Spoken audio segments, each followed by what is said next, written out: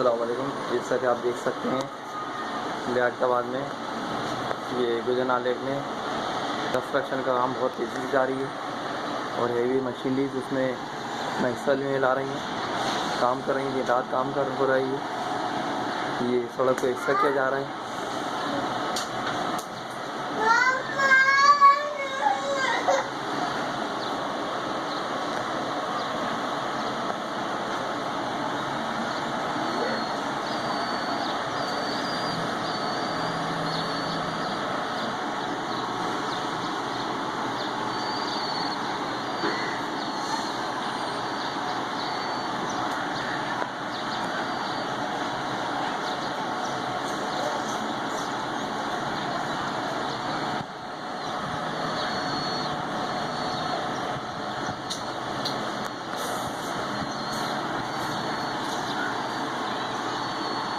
आपको मेरे चैनल पसंद आया तो इसको लाइक कीजिए, सब्सक्राइब कीजिए ताकि आने वाली हर नई वीडियो आप तक बआसानी पहुंच जाए। मेरा नाम सर मेराज मिर्ज़ा है।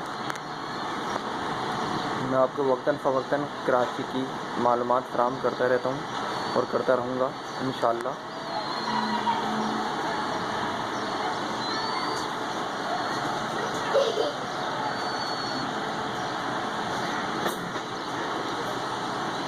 और साथ में एक जो बिल्डिंग दिख रही है इसके पीछे भी एक बहुत बड़ा बुलडोज़र है जो कि रोड को क्लियर करता हुआ आ रहा है।